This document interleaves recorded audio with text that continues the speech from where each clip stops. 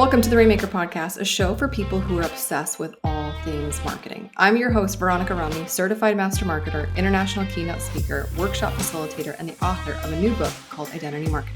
Each week, I interview rainmakers from brands big and small to pull back the curtain on what's actually working in marketing today. We dig into real life wins and losses, and there's very real consequences, and get into spicy discussions of marketing controversies and opposing philosophies. This is the real marketing thought leadership you've been looking for in your ears on demand. This is the Rainmaker Podcast.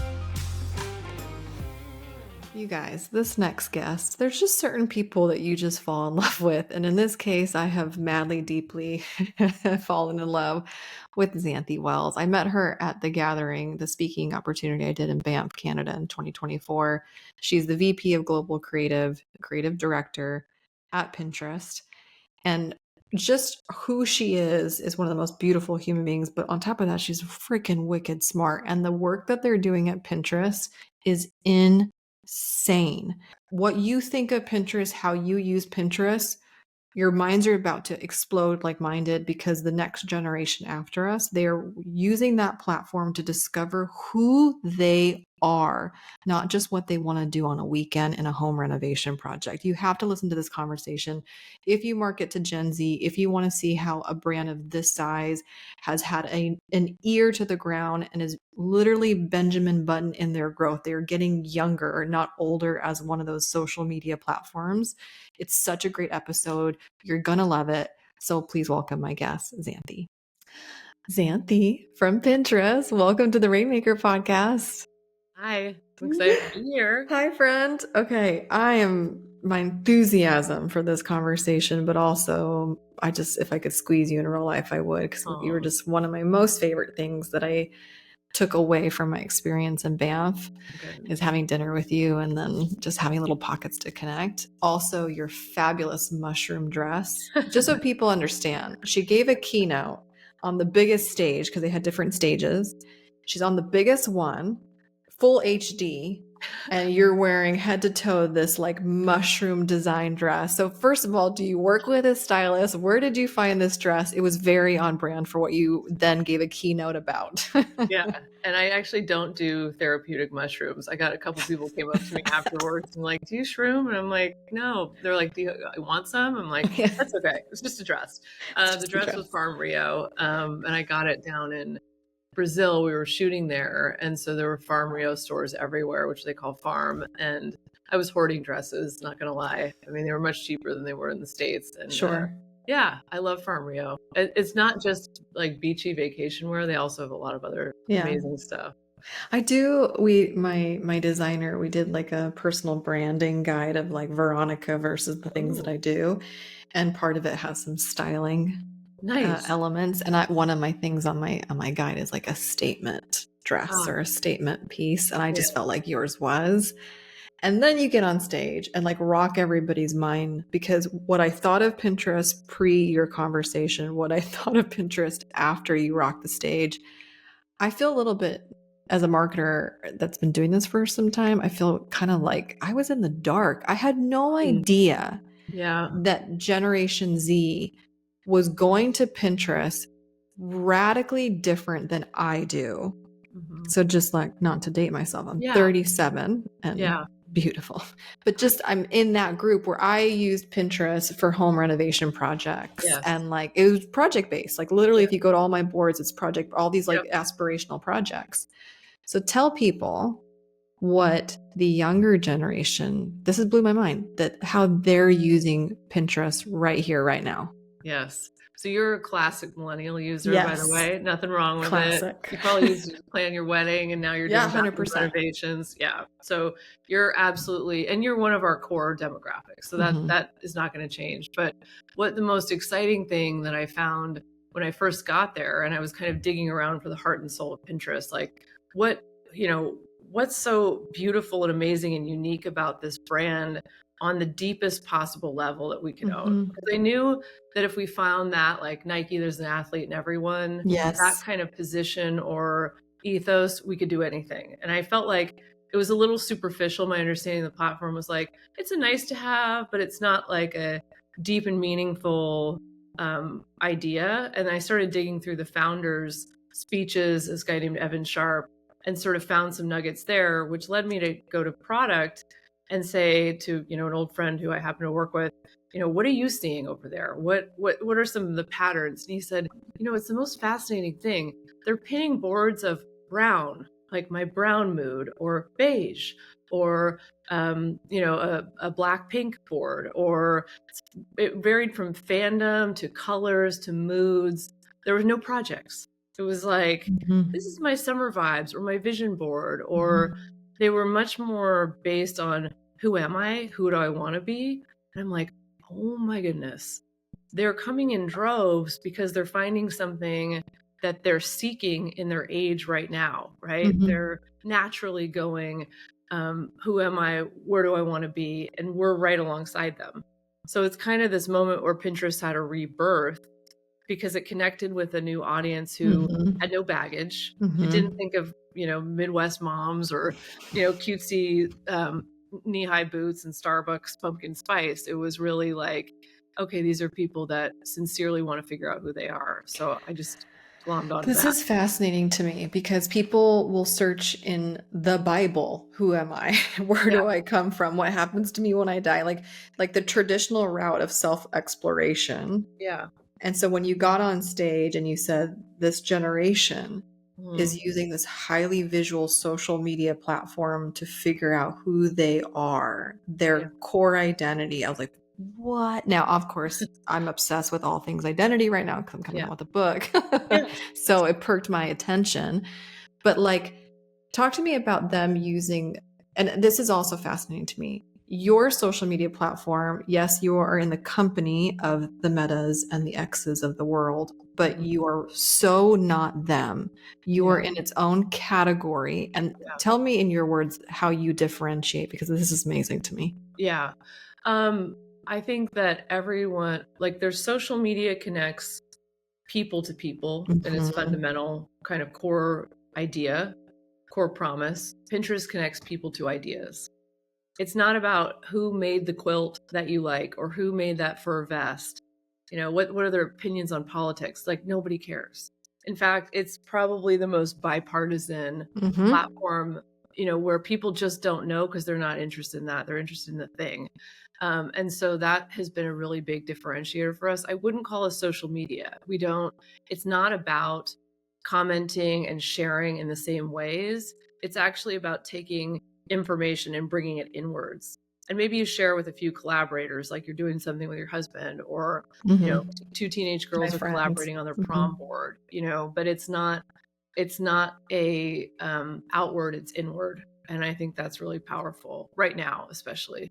Are you kidding me? Absolutely. Well, especially after 2024 with the stifling political atmosphere. I mean, it was so confronting. Like, who are you going to vote for? But that was like the iceberg type of question, because how many questions needed to be answered below the surface to even get to the answer that everyone could see or in your ballot, right? Yeah. And then this is not a political comment. I'm just saying that how many times are we confronted with identity probing type of questions?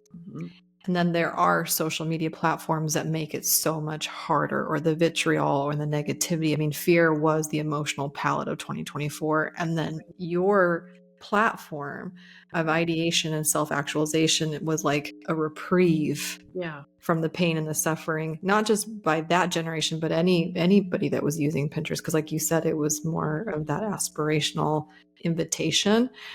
Can we talk about not only did you find the soul of the brand, but your messaging in the ads and the marketing also had to reflect that shift from villainous, negative, who are we here, who do we not, to what are we? Can we talk about that? I want to be in the room with you when you started coming up with some of that stuff. Yeah. So when I got there was a campaign running called Don't Do It Yourself. And it's a great little ad campaign, and it's done by a great agency. But already the line for me personally, don't yourself.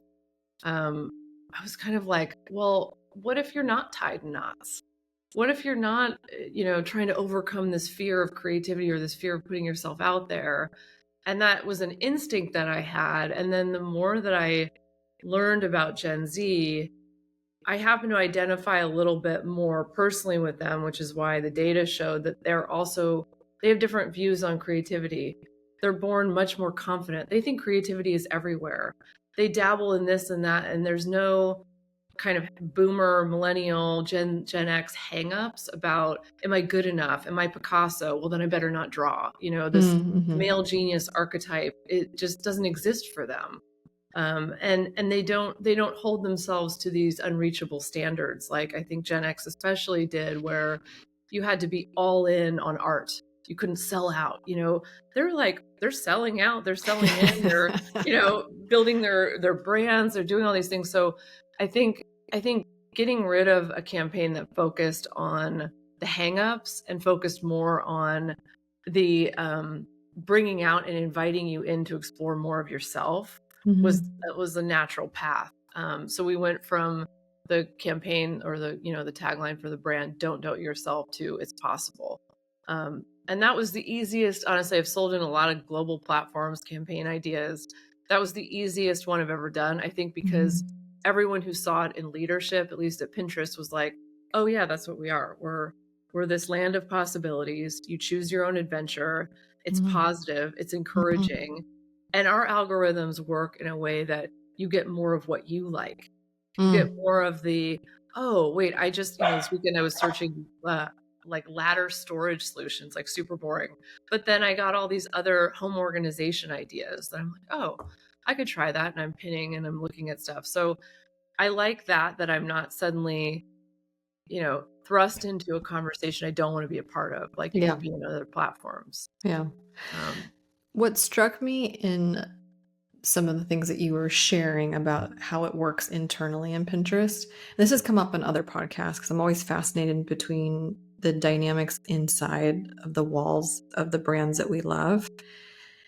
Some companies are very product driven, product calendar oriented. Like when I worked at a software company, our releases became the marketing calendar.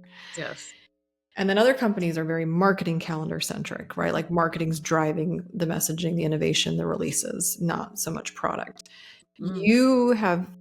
I've heard it said in both ways, where the product is leading, but then I could hear things where like no, marketing was leading. So like, what is that dynamic between product and marketing inside of Pinterest, and how have you navigated that? Yeah. Well, first of all, Pinterest culture is one of the best cultures I've ever been a part of. So you've got a company where it's a very nice culture. It's opinionated, but people are so respectful, and there's a sweetness to it. There's a kind of an optimism. It's very hopeful. So you, between product and marketing and all the other kind of functions, there isn't a sense of elbowing or posturing, or if Peacocking. I do this and maneuver this way and do, there, and I've been a part of companies like that. Yes. So when you start from a foundation like that, there's more of an openness to share and also have really realistic, conversations where we might say, oh, the marketing is leading in this area. How do we bring up product to the same level? And it's not like a, shoo, you guys are bad. It's more like, oh, this is a way to do it. Like right now I'm developing a campaign where it's, we've put forward, several scripts for this brand campaign, and I'm going to product and going, how do we work together so you guys actually help us write this product journey that we're featuring? What are the steps? And it's just amazing to collaborate that way, where you don't feel like someone has the trump card. I hate using that now, but the upper hand, where it just feels like a true partnership, which I treasure. Like I absolutely treasure that.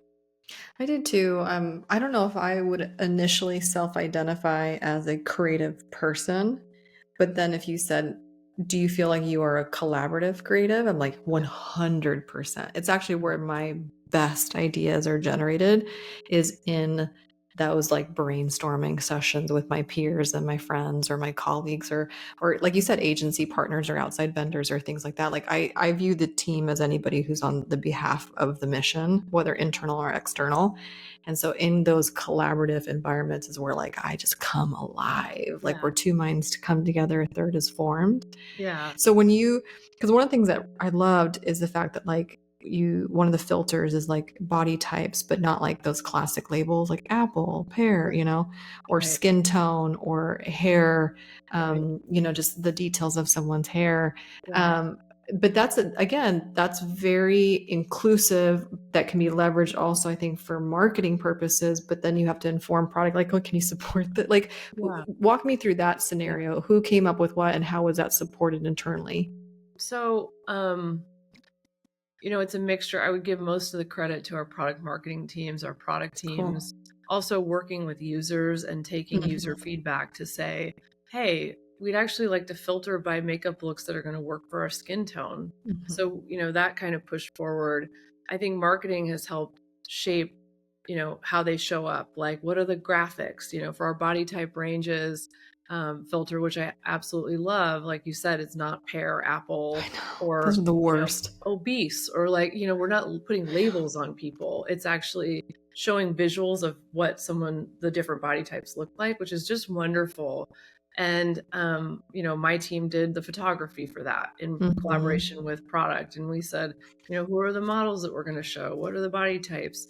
Do we have a full range of diversity from, abled to disabled to all these different things, all in that body type ranges filter. So it's really, I think it's a deep collaboration. Like I said, the company culture makes it that way, so that we're always informing each other. But it's been good. And this is what's interesting to me, because I noticed, I'm kind of obsessed with you. Let's just put that on my link. I'll just show all the cards here. I'm in awe of you, because you referenced a couple times where you would reference previous campaigns by other brands. You're like, oh, I really enjoyed what they did there. It was inspired by that. And then you also expressed how you were very protective of your internal team. And so sometimes I when I'm in the presence of genius, I always wonder, like, what balance do you look inward versus outward? Because some people will be like, I don't look at my peers, I don't look at my competitors, I can't, because it stifles me, or it makes me participate in a limited capacity versus in infinite possibilities if I'm not looking at somebody else. But then sometimes when I get creatively stuck AF, the best thing I can do is look outward and start looking at other brands and seeing their really cool projects and cool things that they're doing, and see if I can bring that in. How do you find your space? How do you get out of creative ruts? How much do you look in versus out? Yeah. I definitely look out. Like, I feel like you have to be a student of culture. You have to be a student of what's going on in marketing, in the world, in finance, in all the different areas to inform what move you're going to make next. Because you have to, marry. There's the intersection of a product truth, a cultural truth, and kind of the cultural zeitgeist. And in the middle are things you actually remember in marketing, and they have to be the intersection of all three. So I think for me, I'm constantly looking outwards. I also believe in abundance. I really don't think creativity is limited. I always think there's more ideas. So I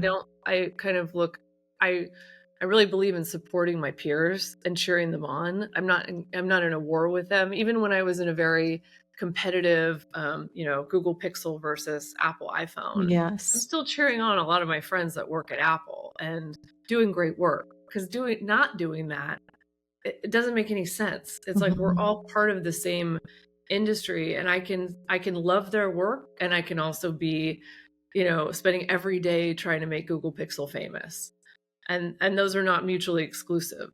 When I first started as an art director, and no one told me this, but I felt like my job as an art director, I took the title really literally, was to share and know everything going on in art and design around the world, and bring the very best of it into US advertising, which I was doing. I wasn't doing global advertising yet. So how can I be a student of everything going on and filter that in?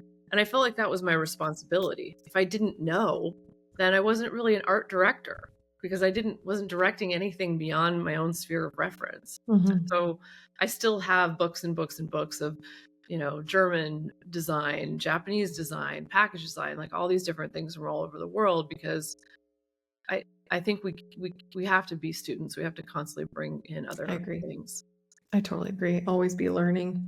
Yeah. How do you, I mean, like, you're busy, you're a mom, you have a life. Like, I know you have a great life. So, like, how do you carve out space between people management, meetings, managing up, managing down, managing sideways, like, and then that space to go look at art or to go immerse yourself in culture, because you are the bridge, you're the responsible party to make sure that you're not tone deaf in one arena or another, which requires time in both spaces. Yeah. How do you, like, if I peeked at your calendar for the month, like, what does that look like? How do you find the space to do that?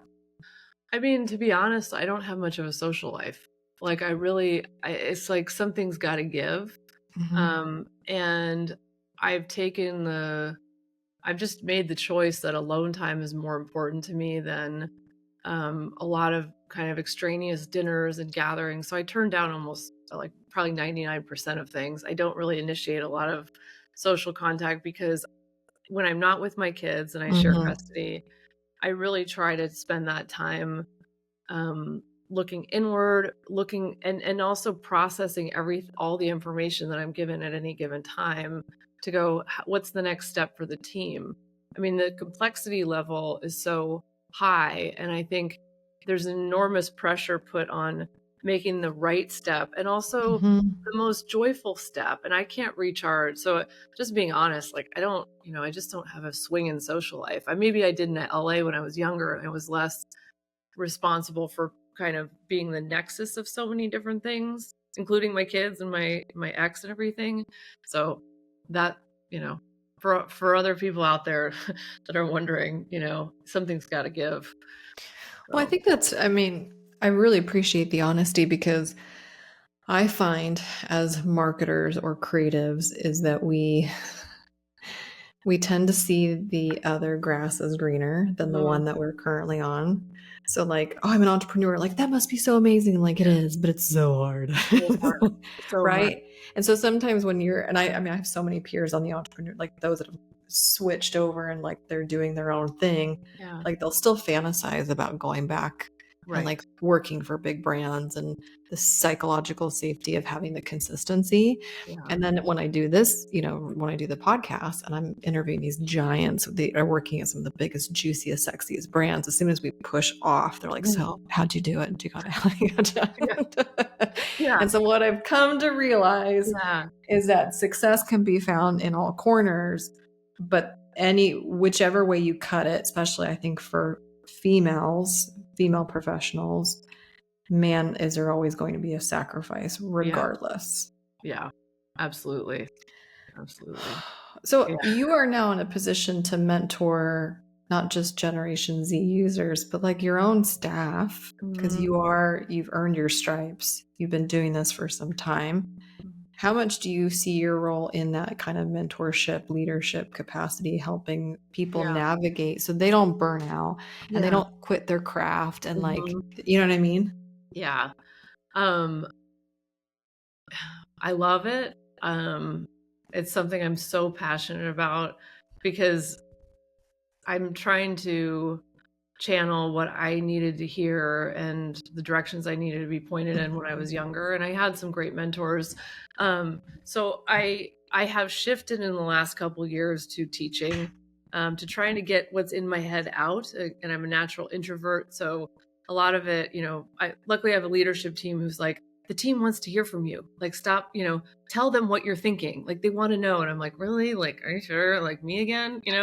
So I have to kind of remind myself that is valuable. And I do need to get those experiences out there. So when I use one-on-ones with, my directs or skips, even, especially the skips, I really try to focus on not the status update and all the projects they can tell me about, because I have a very talented team, but I want to spend more time on, our head of writing. Like, how is she balancing having a new baby and now having this expanded team, and we've grown her role tremendously. Like, does she know, how to use her calendar to schedule time for herself? Like, what are the operational things we can talk about that she'll need, the tools, giving people the tools, and also building their own, which I think there's been a knowledge transfer of kind of like what I expect in terms of, creativity, level of excellence, which they're hitting and surpassing now. Like when I came in, it was hit or miss, and it's gotten a lot better. So now I've really focused on just,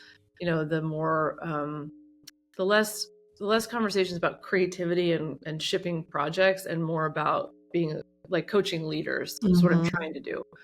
Yeah, there was a really cool article. Oh, no, I can't remember the source, but it was like, people don't need people manager, they need coaches to be their managers, Yes. And I thought that was really, I loved the paradigm shift, being more of a coach than just a manager by title. It's more time consuming, for sure, than it is just to be a manager by title, but it can certainly be deeply rewarding. Can I ask you a question? Because you came into Pinterest and you walked into a nest. It wasn't of your making, but you walked into something that was already pre-made and with a team at your,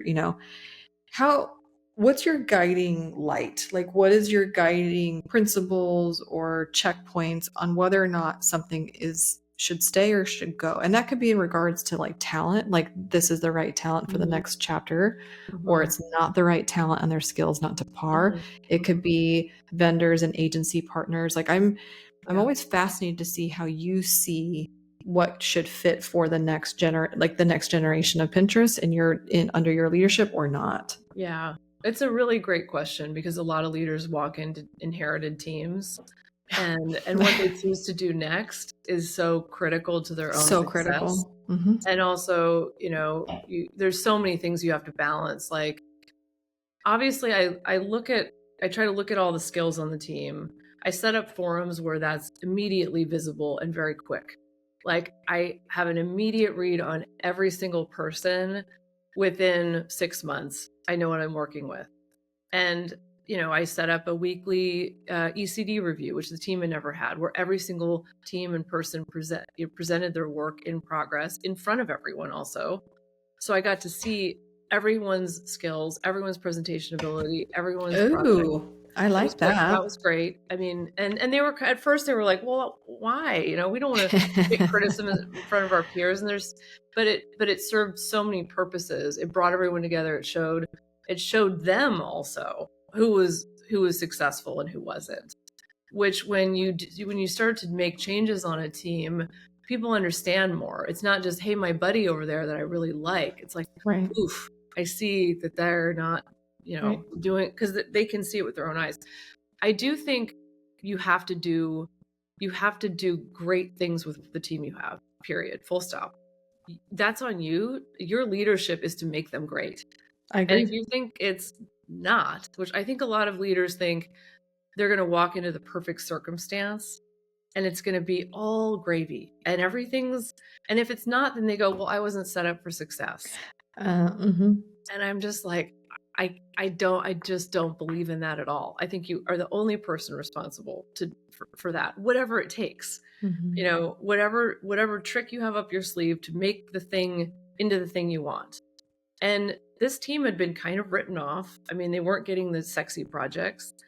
And I thought, well, there's some immediate changes I can make to, like, bring the daffodils up to the surface, who were kind of suppressed under the dirt. I like that. And then they were like, there, and they're looking around and they're looking at their peers like, oh, this is talent. And they started making things and surprising people. And soon the team got traction internally. People were like, oh, they actually know what they're doing. Like, yeah, there's talent on this team. They just needed some resurfacing and kind of going a little, oxygen in the fire, and they go. And so it's just been building on the foundation that's there and making sure to remove the blocks that prevent that talent from being, right there at the surface. Nothing is worse for an A player than being stifled. Right. Or held back. And then it's really interesting, because when new leaders come, significant leaders in a significant position come, it does, like, I feel like one or two things. Either those that have been like coasting or like, shit. Yeah. Right. Like I'm gonna, you know what I mean? The lights are gonna turn on and I Yeah. can't just coast. But then also I think the A players who were overlooked or underutilized are like, I have a new, like, there's a new coach to give me a chance. Yes. Right. Yes. It's a new person that I Yes. can hopefully, you know, cut my teeth with. Yeah. So here's my question though, because this is where it's always interesting to me, leaders that are in between. Right. You have a chief marketing officer, and then you have obviously founders of an organization. Yeah. And then you have a leadership style where you're leading the team, your direct reports. How do I manage someone like you? Oh God. Don't tell me what to do. I mean, there it honestly, is. I took a while to say yes to the job because I know that I'm not successful at all with micromanagement. I'm not successful with, I mean, I forget to manage up 90% of the time. And luckily my boss, Andrea Millard, is amazing. And she, you know, she convinced me to take the job, and she was like, I'm going to give you the keys to the Ferrari. I'm going to give you the brand, you know, like do what you think is right. And she's true to that. She let me do it. And she just took a step back and she said, okay, there's a new person deciding this stuff, and she transferred the power to me to do that, which says so much about her. It And then does. she went off and became, and now her org is like 600 people or something. I mean, I think doing that, it made her able to grow. She runs comms, she runs product marketing, she runs design, she runs creative performance. I mean, I'm not even listing half of her teams. So I think for me, it's like, I don't need a lot of like FaceTime with people. I'm not on a political trail. I want to make sure that the work speaks for itself. But if I'm needed to kind of vocalize and champion my team, I do. But I also try to protect them from noise, because there's always going to be a lot of like debate and hand wringing. And fortunately at Pinterest, there's a lot less than maybe other companies. But there's still, you just try to go, what do they really need to hear? You know, can I take a lot of those things myself, and I'm not affected by it, you know, whereas you tell some junior people that stuff, they're like, oh my God, I'm gonna cry for a day. Yeah. So, Well, yeah. Yeah. So. I just laugh when you said like, don't tell me what to do, because it's so funny. I'm identical, which if I look back at my own career, the places where I've chosen to stay or go have always kind of come down to three things, like not to be overly simplistic, but it's really also not that complex. Like I either lost passion for what I was doing, like I couldn't deploy one more bloody email, so help me, or I wasn't getting compensated, like the compensation wasn't fair for the output, or and then the third one, which is to me of the three the most important one for me personally, was who I worked for. That has always been a make or break. And not I've learned working with, my husband works in software, and I have so many colleagues and friends in different quadrants of the world doing really cool stuff, and not everyone holds that state. Like they don't get nearly as ruffled. I get very ruffled if I don't have somebody that I hold in high esteem, or that I have respect for, who then has the audacity to tell me what to do. Like, get out of here. Yes, me too. We're the same that way. I can't work for that. No. Like, no. So you gave it to her. She was courting you. How did you, I think this is what the answer you're about to give, I think is good advice for anybody listening who might be in a similar situation. How did you suss out if she was being sincere? How did you come to the risk tolerance of putting yourself in a new managerial hands that could make or break your career, but make or break that job for you? How'd you do it? How'd you find out? Well, I mean, I thought Gary Vee made a great point at the gathering, which was, hiring is guessing. Yes. And taking a job is guessing, He did say that. Luckily we had enough time where I felt like the answer was in the little things, how she responded to texts, what was her authenticity, what was her, like, what care came through in how she communicated. And respect also. I think that there was a mutual respect. I looked at her and thought, wow, she's incredible. I don't necessarily want to be a CMO, but I but I admire all the things that she is. And I thought she was incredibly compassionate. And I think we, at one point she was interviewing some of my peers. And my peers, one woman in particular, was asking me, well, because I first turned down the job, and then she went back into the market and started interviewing people. And I remained close to her. I said, it's not the right time to leave Google. I've just got this huge project launching called Real Tone, but I will, let's stay in touch. And I would love to find you someone great, Well, that's nice of you. And so we worked together. And then, one of these gals who she was interviewing wanted to know all the salary details of what I'd been offered. And I said, absolutely not. Like that is between me and Pinterest. That's between me and Andrea. Good for you. I'm not going to divulge that. And I care about this woman. She's asking in an innocent way, like, hey, like what kind of comp? And I told Andrea, I said, I know you're interviewing so-and-so, just so you know, I'm not sharing any details with her. And we had that exchange, which I think built a lot of trust between us. And that she knew what kind of code I operated by. And I knew that values, what's right, what's wrong, right? Exactly. And so I think we were more and more drawn to each other. And then it just kind of hit me at one point where I'm like, no, I want to work for this woman. I actually think this is a great opportunity. That's cool. And, I felt it in my bones, and I waited until I felt it like deep inside to go, okay. And I texted her. She's like, "You got to be kidding!" She's like, "We're about to offer to someone else." I'm like, "Please, sorry." Just stop. Let me, She's like, "Okay, well, you're the one we want, so let's see how this goes." And now she can tease you for playing hard to get. Oh, she always does. She always does. She turned me down twice. It's interesting because I feel like early on in someone's marketing, creative, professional career, you chase brands. Like, I want to work for the Meta. I want to work for the whatever, name it. And then as you mature and grow and get more experience, you realize it's not about chasing brands. It's about chasing good leaders, because 100%. Good brands are one thing. Good leaders are harder to find. I also think that should be the idea from the beginning. Yeah. And I tell students that I'm like, yes, you can go work at this agency and work on this cool thing, but you're going to be, layer 16. No one's going to care about you. Yeah. And when I was first, coming out in the industry, I had a offer to work at Goodby as an intern on Elizabeth Arden back when you were a woman. So you would get the beauty brand offer. Yeah. It was an internship. And then I had this offer that was literally $1,500 a month. Sounds like I started working in the 1960s, but it was 2003. And it was $1,500 a month. And it was with a guy named Court Crandall, who said, I'm going to shave 5 to 10 years off your career if you take my offer. He's like, I can pay you peanuts, but you're going to work on ESPN X Games right out of the gate. And in 2 years, you'll do more than you'll do at Goodby as an intern, starting at the bottom, this big agency. Wow. He was 100% right. It felt like a really big risk, but Court Crandall is an icon. He wrote the movie Old School. He taught, and he was kind, leader, gentle, brought me up.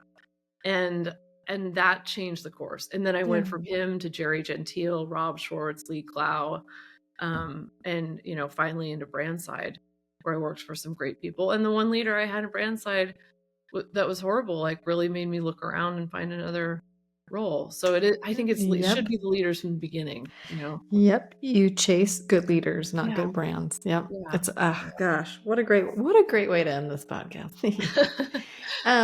So we do this fun thing. Yeah. Because I've asked you all my invasive questions. Yeah. And I would ask you more, but I think it's only fair. And I just love this little thing that we do. Will you finish us off by asking me whatever you want? Yes. I actually want to know more about you being an entrepreneur, and what's that like? The good, the bad, the ugly. If you don't mind.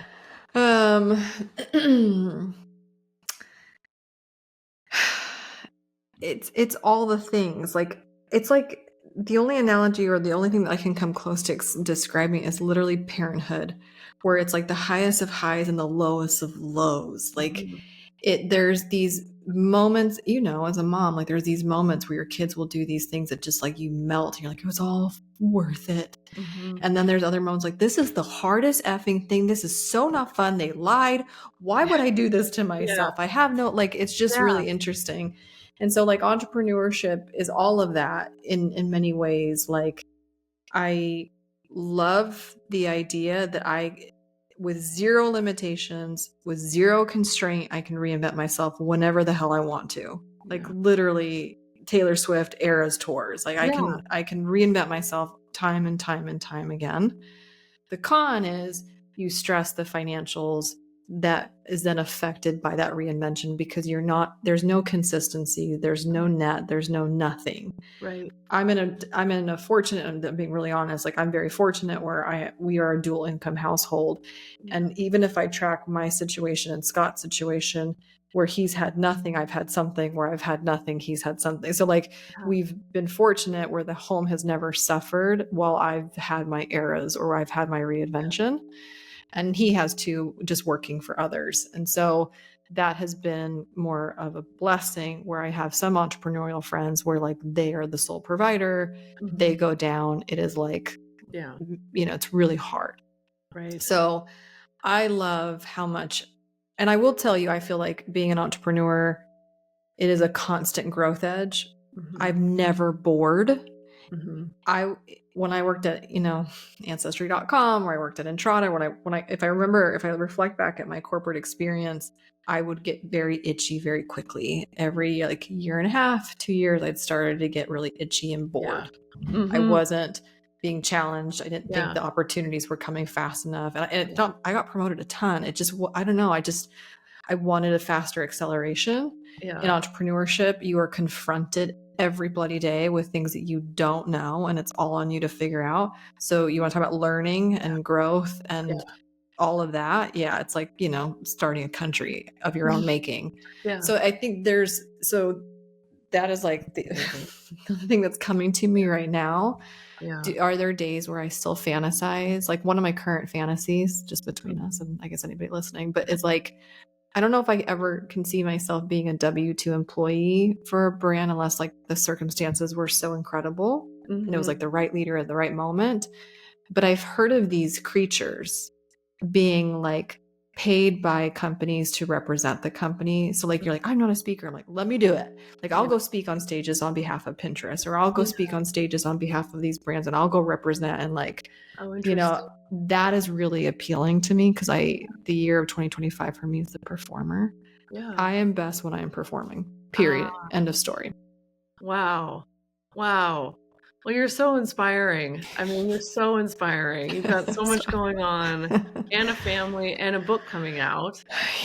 Next week. Is just amazing. I mean, we got to talk more. I got to interview you on a podcast. Well, I'll fly to come take you to lunch. That's where I'm at. My level of obsession. Oh my gosh, you're the best. But I just thank you for your time, your wisdom, your beauty, your grace, your Miss United States, like all these things. Thank you for coming and sharing all the things on today's Rainmaker podcast. Well, thank you, Veronica. Awesome. Thanks for having me. Thanks for listening today. If you've loved what you heard, make sure to rate the show, subscribe, and leave a review. It helps us get the Rainmaker podcast in front of more passionate marketers just like you. And if you're ready to transform your marketing from buy this to be this, pick up my new identity marketing book available on my website at veronicaromney.com.